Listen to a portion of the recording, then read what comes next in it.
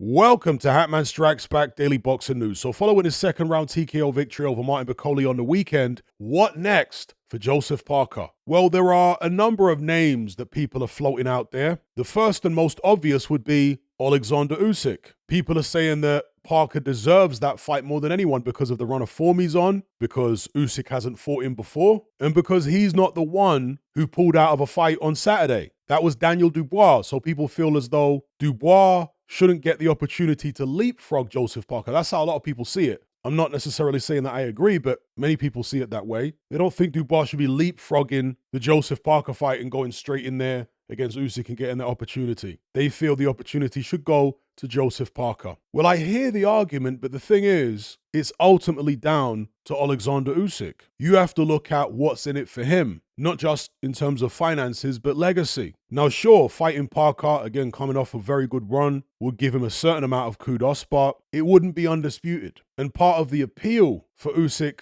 with a Dubois fight, or if Dubois-Parker had gone ahead, the winner of that fight, part of the appeal is that Usyk will get the opportunity to be two-time undisputed at heavyweight, as well as undisputed at cruiserweight. So there's history there for him. There's legacy there for him in that regard. It would also give him the opportunity to silence doubters and critics who are still running around claiming that Dubois got jobbed in the first Usyk fight. They think that that clear low blow was somehow a legitimate punch. So Usyk would like to go in there and clear that up. As I say, you have to imagine the Dubois fight will be more lucrative financially for Usyk. So that fight may appeal to him a lot more than Joseph Parker. Parker's got no belt. Yeah, he's interim champion or whatever with the WBO, but Usyk is already WBO full champion, so he doesn't need a belt from Parker. He's not going to get the same type of money as he would if he fought Dubois. There's nothing really to clear up with Parker. He's never fought him before. They've never really had any type of rivalry. But you never know. Maybe Usyk will look at the situation and say, if the fans would be happier for me to fight Parker than fight Dubois, maybe that's the direction I should go in. We shall see. But ultimately, for me, I couldn't complain if Usyk chose to fight Dubois or Parker. There are valid reasons for fighting either man. At the moment, it seems as though he's going to fight Dubois. All the whispers seem to be pointing in that direction, but we shall see. Another potential option for Joseph Parker would be rescheduling the Dubois fight. I think that's unlikely. I think we'll most likely see Usyk Dubois, but there are many people out there saying that Dubois dodged the bullet by pulling out of the fight. There are a lot of Joseph Parker fans saying Parker would have done him in. Certainly, with my subscribers, they were split pretty much 50-50 in terms of who they thought was going to win between Dubois and Parker. And based upon the way Parker dispatched of Martin Bakole, I have to imagine those picking Parker against Dubois are even more confident now. Again, that's not my viewpoint because Parker was in there against a dead man, basically. A guy who hadn't trained, who was tired, lack of sleep, hadn't sparred since August or whatever. I don't really read too much into that victory, to be honest with you. Parker did nothing wrong. All the fault was on Bakole's side, of course. Although some people think that Parker picked Bakole because he knew he was so ill-prepared, rather than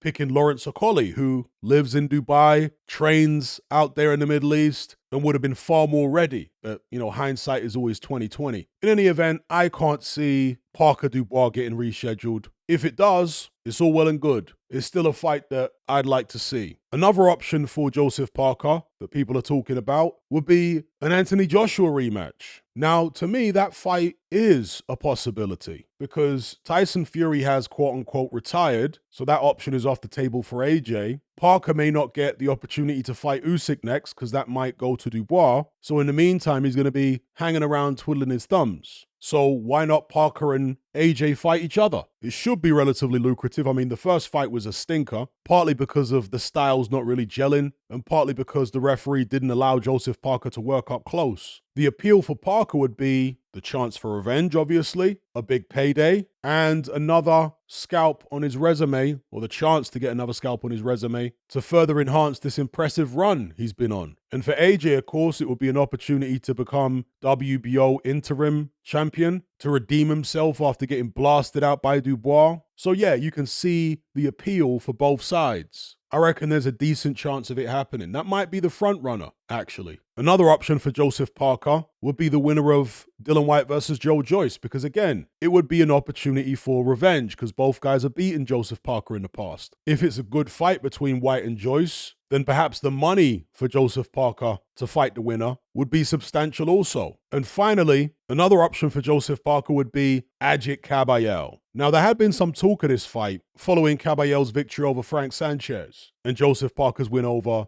Zheli Zhang. Since that time, Parker's gone on to beat Bakole. Kabayel's gone on to stop Zhang. Both guys are on a great run of form. They've both revitalized their careers on these Riyadh season cards. So why not match them up against each other? Yeah, it probably wouldn't be that big commercially because outside of hardcore boxing circles, nobody really knows Agit Kabayel. It's only us guys who talk about him. The average man on the street has no idea who he is because even though he's got some very good wins on his resume now, the people he beat weren't exactly household names. They were good fighters, but not very well known to the broader public. So commercially, might not be that attractive for Joseph Parker. Depends how much the Saudis are willing to pay him, right? They might be willing to overpay just because they like the fight. But if that's not the case, then as I say, might not be that lucrative.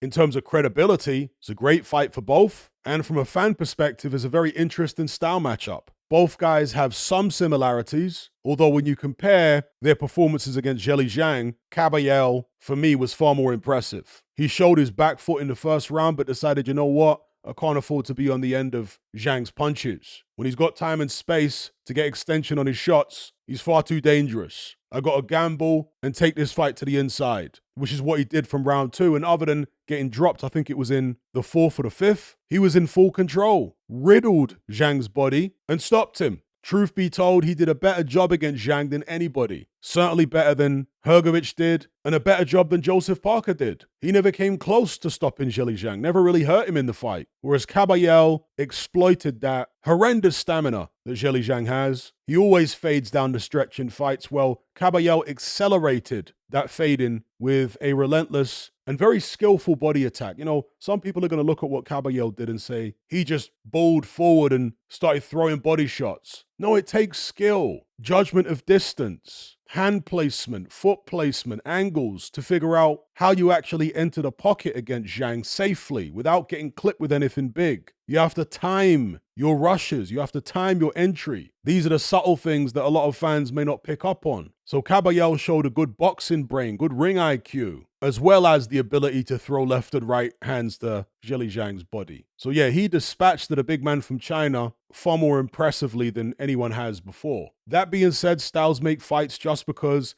he dealt with Zhang better than Parker did doesn't necessarily mean he would beat Parker himself. Both guys are kind of a similar height. Parker's heavier these days. He doesn't go to the body as much. But I would say he's a crisper puncher, sharper with his hands, faster with his hands and whatnot. But Kabayel's got the body attack. He's got the ring IQ. He's fresher. Both guys have got good legs, the ability to move. Yeah, it's an intriguing one. I'd like to see it. But let me know what you guys think about all this in the comment section below. Who would you like to see Joseph Parker fight next? And a separate question is, who do you think Joseph Parker will fight next? Because who you think he should fight and who you think he will fight aren't necessarily the same thing or the same person. So drop all that in the comment section below. Don't forget to like this video, share it, and subscribe if you haven't done so already. I'll catch you guys on the next one. I'm out.